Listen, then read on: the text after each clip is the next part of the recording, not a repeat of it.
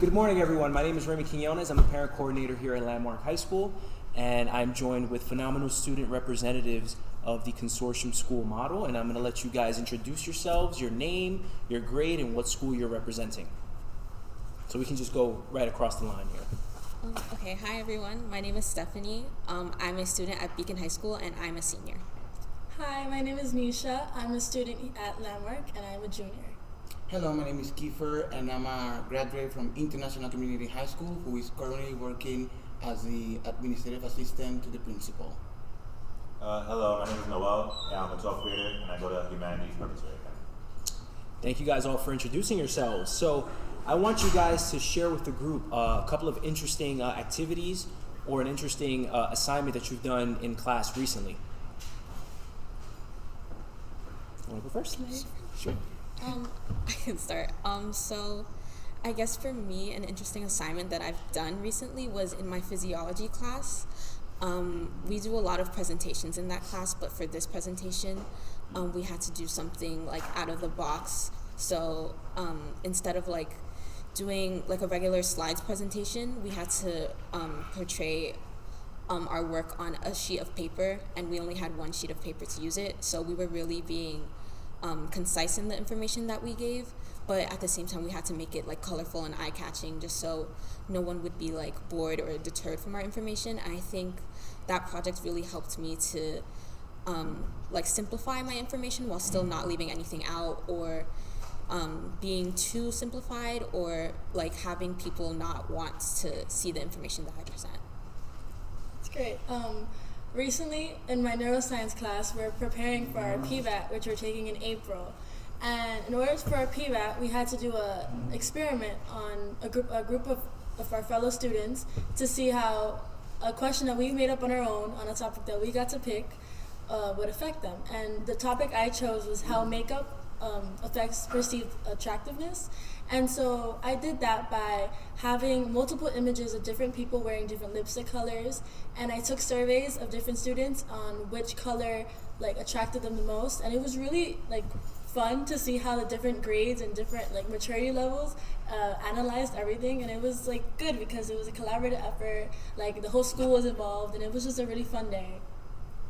During my 12th grade back in 2018, during my math class, we were particularly in statistics, we were able to choose a topic that we wanted to research about, and I decided to compare non-consortium schools versus consortium schools that are internationals, and to see which system was more successful, right?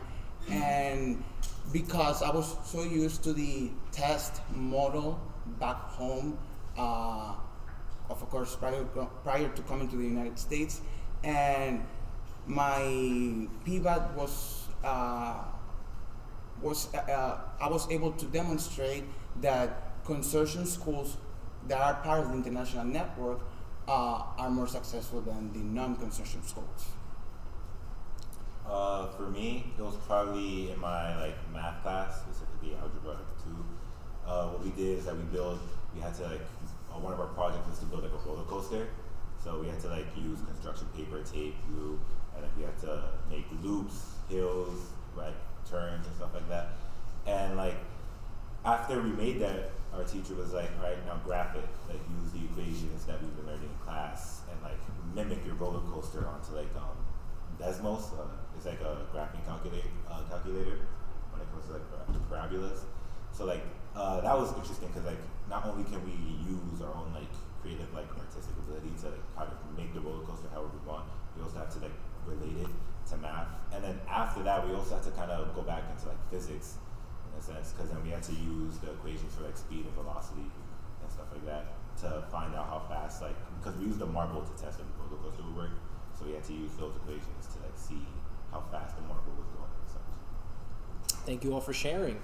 So I want you guys to compare your experiences being a consortium student to maybe some friends or maybe some family members who don't necessarily go to a consortium school. So share any experiences. You can talk about your relationships, whether it's with your student body, your teachers and staff members. and any opportunities and the support that you get compared to those that you know who don't go to a consortium school. Anyone can share? Well, one of my closest friends does go to a Regent school, and me being in a consortium school, we talk about the differences a lot because she recently had to take all of her Regents and all the testing, and she came up to me at the other day. She's like, I don't remember anything after she took her test. She did not retain any information. She just studied the study guide, and I'm just like, I was confused because here at conservative schools, it's like it's not just we study and take a presentation or make a presentation. It's like it's a collaborative. It's like we see every step of the way of everything we're doing, and the teachers are so helpful in the sense of like if you don't understand one aspect, we'll go to that one aspect and we'll target that, and that just completely affects how your outcome of your PBAT is. I've completed 3 out of the 4 PBATs. I did my English one early because it's usually taken in my senior year. And it would have been able without like my AP Lit teacher and my English teacher helping me and like always like, okay, this word you can change it to make it sound more professional. And then when it came to my presentation, instead of like having a slideshow, we had more of like a panel just like this, and it was like 3 other students and 2 English teachers discussing like different questions about our PBATs, and it just made me feel so much more comfortable, and I felt so confident and like I know what I'm doing. I feel very confident in the sense of like I know what I'm talking about. I read these books. I wrote this essay with so much passion and happiness because like I was prepared, and I feel like that's really what made the PBAT stand out to me, because if just taking a test, I knew I wouldn't feel prepared because I'm a horrible test taker, and it just gave me a different insight, and I was able to feel more confident in my own intelligence and my own, work ethic. I definitely agree. I also have a friend who goes to like a Regents-based school, and like the difference between us was like leading up to the Regents, he felt so like stressed and like overwhelmed, as in like because he had to study so many different topics at once to take the test in like 1 week. Wow, because like I did all my 4 PBATs already last year, so like during the same time I was also working on my PBATs, and like because it's like there's a group of 3 of us, so like the difference is like when we're like together, you can see that my friend was like so drained and tired and like exhausted leading up to the Regents and after. But then like with me, I was able to get rest in a sense. I was able to get sleep, and I was able to just be more like aware. And then I don't know, I feel like the PBATs give you more confidence in the Regents, because in the Regents you're so worried about like getting something wrong or having enough time to finish. But like with the PBATs, you literally just take all the time you need. It's like when you're presenting and stuff like that, it's literally as long as you can take and stuff like that. So I don't know, it left me more confident in getting a good grade than how my friends. Yeah, I definitely agree. I'd say that PBATs have given me a lot more confidence in the sense that I'm doing a presentation instead of like putting my thinking like just onto a paper, and then the examiner or the person who is grading my test will interpret it what I said how they want. I really have like the freedom in a PBAT to like say what I want and how I want to say it and present it in the form that I feel most comfortable in. So I've definitely felt like more confidence in presentation skills, like making slideshows and things like that. And also in terms of my friends, I feel like my friends, they're a lot of the time they retain information only for a certain period of time, and then after that they forget it, or when they're like making like an essay or things like that, they'll write their essay but they're not proud of their essay, or they'll write the essay just for the purpose of submitting it. Whereas me and a lot of my friends at my school, a lot of times we write essays and we feel very confident in our essays and we're very proud of them and we want other people to read them. And even like outside of class, we'll like go around and share essays and be like, oh, look what I wrote. Do you think this is cool? Or like, do you like this? How can I improve this? So I feel like there's a lot of like passion within that, and a lot of people like wanting to learn, like having a curiosity and like a craving to keep learning. And also, I can tell that PBATs really helped me, as well as many of my friends, to be college ready, because I'm a recent graduate from Lehman College, and because PBATs are process that you have made, it's your own creation, it's very difficult for you to forget. Sometimes when I was in college classes, I had to revisit my PBATs, in order for me to fully understand a topic. For example, my first math class in college was a statistics class. So because PBATs are so detailed and we need to explain every step of the way, I was able to fully understand the concept in my college class because I was able to revisit my PBAT. Also, a difference also between base region schools and consortium schools is the fact that not you only create a PBAT, but you also present it to a panel, and that panel is testing you on whether you know the topic or not. It's not that sometimes there is a misconception that PBATs are easy in their regions, but it's basically you are putting into practice whatever you learn in your class, and you are able to produce a whole research paper and use it as a tool for the future. Even for my humanities classes, I'm in grad school still. I just started grad school and I still go back to the regions. To the consortium system to get my projects done. Wow. Impactful stories. So with that being said, mentioning PBATs and how often you guys go back and remember and retain the information, and just the consortium school system in general, what kind of advice or what piece of advice would you give to someone who has just been admitted to your school, a consortium school? Sure. One piece of advice I would take big on is being social and looking out for different students and for different teachers and counselors, because especially at Landmark, the school I attend, counseling is huge. Our college counselor, Karina, is constantly organizing trips, constantly organizing programs, internships, and just lining students up. And it's so many opportunities that she's helping you apply, helping you get into information getting your documents. And she was actually grateful for her because she was actually able to help me apply to my study abroad program to study in Italy this summer, and I got accepted with the full scholarship where I'll be going to Rome this summer. And I wouldn't be able to do that without seeking Karina.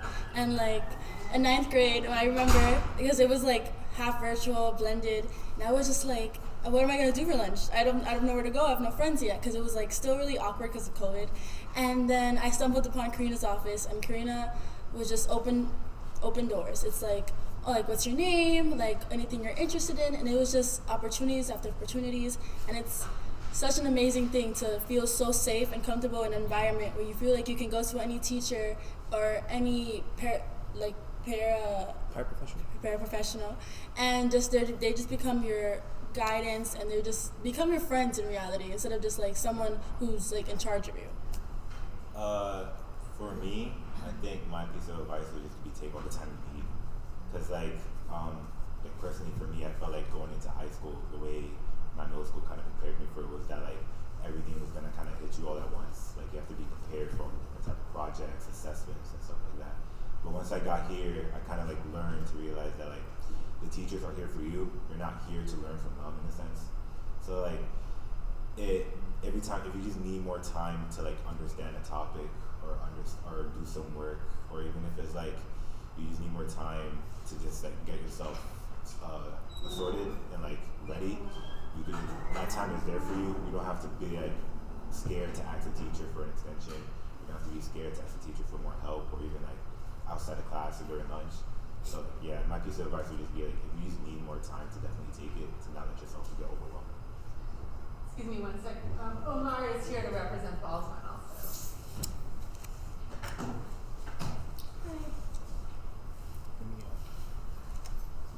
Omar, right? Yep. Hey, Omar. Yeah. If you can introduce yourself, your name, your grade, and what school you're representing. Okay. Am I supposed to talk on one of these mics? You can talk. We Okay. can hear you. Well, hello. My name is Omar. I am a senior, and I'm representing the James Baldwin School on the 3rd floor. Yeah. Thanks for having me. Thank you for coming. And the question that we are all sharing is, that we are responding to is, what piece of advice would you give to someone who's just been admitted to your school? So we're discussing the consortium model, what experiences you have as a consortium student. So using those experiences, what piece of advice would you give to someone who is just admitted to your school? Well, I guess the biggest piece of advice I can give is think outside of what you think a regular school is, and think broadly about yourself and like your creativity, because I think one of the best things about James Baldwin is the fact that you still learn the basic arithmetic, math, science, ELA, writing, but I think the best part is that you learn it in a creative way, in a way that helps you learn, in a way that helps you think, in a way that helps you think more intuitively and creatively. I know for me personally, coming from a school in which the arts weren't really embraced, your legacy was defined by a test score, that was definitely something that I always felt as if was a slight on me, because no matter what, whether my test score was a 50, 70, 90, it never really mattered to me so long as, I felt as if I put my heart and I put my soul into the work. But to the teachers, that never really mattered to them, because if you didn't get a high grade, then you weren't considered a high student. You were considered someone who was outcasted and vilified and put in a box, someone who could never be anything to them. So coming from there to James Baldwin, in which everybody's embraced, no matter what your background is, no matter where you've come from, no matter how many schools you've been to, no matter what your age you are, right? I'm 19, so it's I think the fact that James Baldwin has embraced me and embraced every single student that comes through their doors, and helps them think about what they want out of life, whether that's college, not college, and figuring out what their creativity is, figuring out what their talents are. I think that's the best part about Baldwin. So. For sure. I'd say for me, the biggest advice I could give is to make use of your resources. Yeah. Yeah. I'd say for me, the biggest piece of advice is to make use of your resources. Just because for me, in middle school, I was a very shy kid. I didn't really reach out when I needed help, or if there were extra tutoring hours or teachers that could help me, I wouldn't reach out to them because I was a bit afraid of what they'd say to me. But once I got into Beacon, I found that there was a library, there was extra tutoring hours, there was an art studio where I could ask people for help. So I'd say to definitely make use of the things that you have, just because there are so many different people that can help you in so many different ways. When I was in freshman year, we had a thing called freshman rotation, where you take an elective for a quarter and then you'd switch to another elective to see what you'd like. And I wasn't really good at art. I've never been good at art, but there were so many kids who were good at art and were excited to share with me what they knew. So I'd sometimes just walk into the art studio and I'd have a whole table of people who would be ready and willing to help me. Or if I wanted to get a little bit extra help with math, I could go to SGI and tutoring hours, and my not even just my teachers, but other students and other staff would be very willing and very accepting of what I already knew and would want to help me even more. So I definitely say, when there are resources available, to go at them and take them as best as you can. In my experience, my advice to that new student would be that it is okay if you do not speak, write, understand the English language, because that's the purpose of our school. Is for you to, at the end of the high school journey, to be able to understand English. As a person who did not speak English when I came into the United States back in 2014, it is okay to make mistakes. It is okay to, if you are not able to understand what the teacher is saying, because you have so many resources in the school that you're gonna be able to use them. You will have a good thing about my school is that 10th graders and 9th graders are in the same classroom. So the 10th graders are the leaders of the classrooms, where they can support the newcomers. And it is a great diverse environment. You see teachers from all over the world, and with similar experiences that you have gone through. And yes, the fact that also we have the PIVAT system is going to accelerate your reading, your analytical skills, your writing skills. So it is normal for you to not know English at the teenage age. It's normal. And the good in our school we have many alumni who are currently working. We are currently 15 ICHS alumni, and the fact that we are able to see alumni working in the school is also an example that you can be a member of the New York City Society or the United States Society. Thank you so much for sharing. Very powerful insight and very powerful information and experiences that you guys have all shared. So this concludes our student panel as far as the questions that I have for you. But now we're going to open up the floor to questions from the audience. So if anyone has any questions for our wonderful student ambassadors, feel free to ask.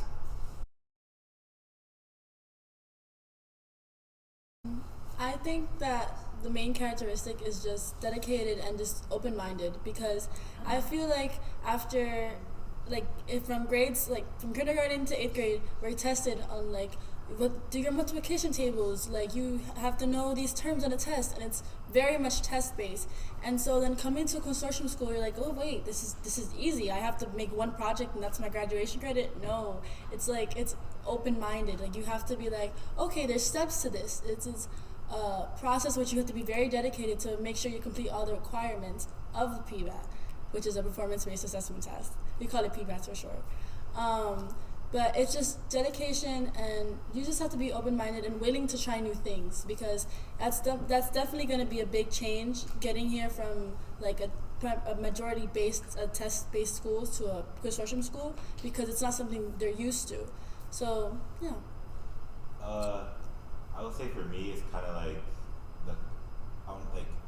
being able to express yourself, who you are, because when it comes to the social life, when it comes to interacting with other students, you don't even have to be the most talkative person. If you're reserved to yourself, that's totally fine, as long as you're able to be honest with yourself and say this is who I am. Because it's I've learned that throughout interacting with my classmates, that everyone's just their own person. Everyone expresses themselves different ways. Everyone wants to wear different things, do different things. So as long as like how she said, as long as you're open-minded, not only what other people, and that other people are going to be different, but that you yourself are different, and you yourself are your own person, I feel that you'll be a perfect fit. Because you could be interested in a different amount of things, but as long as you know yourself, you're gonna have your own. People are gonna come to you. You don't have to be worried about fitting in. You don't have to worry about changing yourself so people can like you. As long as yourself, people will like you for who you are. You don't have to change yourself to just fit. Yeah, I agree with what you guys said. I mean, I think anybody really, no matter what background they come from, can fit in a consortium school. And it's not just about, me personally, I'm more of a liberal arts person. I like the reading, I like the writing. But if you prefer math, there's always something for you. If you prefer science, there's always something for you. Anything, there's something for you. I think it speaks back to this idea of diversity, right? Everybody up here has a different story of how we ended up in a consortium school, whether we started in a consortium school, whether we joined a consortium school in the middle of our high school journey. But I think we can all agree that we all felt as if we fit in as soon as we got here. So I think that no matter where your background is, what you're interested in, where you're from, whether you're learning English or whether you're fluent in English, I think that consortium schools always have something for you. So any student, really, 7th, 8th grader, can join consortium school and fit in. I'd also say somebody who's curious, just because for me personally, at a consortium school, I feel we're always learning beyond just what the test book has to offer us. especially in classes like English or history. I find that a lot of the students participate in a discussion in a way where it's not just we're saying the same ideas in different words. We're really having rich discussions and having like conversations with each other about material in a way that I thought wouldn't be possible in a non-consortium school. Like for me personally, I'm not a big fan of reading, but when I got to Beacon, I found that it wasn't that I wasn't a big fan of reading, it was just that the way I was being taught the books that I was reading wasn't a way that was enjoyable for me. So when I got to Beacon, I had people like giving me different ideas about things that I would have never thought about. So I was like, okay, let me go reread the book that I just read and see if I could find that within the text for myself. And usually I would, and it taught me to think about other things. So I feel like being in an environment with curious people, it also builds your own curiosity and it makes you think beyond what you could have thought. For me, so I was new to the country. I thought that going to a new school outside of Europe, because I grew up in Europe, was gonna be very, very, I don't know, negative or very, very weird. But then I go to International Community High School. I see this new system. I was impacted, but in a positive way, because I felt like I already fit in from the first day. And that was even more surprising for me because back home it was all about memorizing historical dates and just copying and pasting without understanding. But I'm here, I'm discovering that I like writing. I thought I like math. I like math, but I love writing. And I'm like, and I have to tell you, PIVAT season in high school was my favorite season because that was a way for me to express and to prove my point.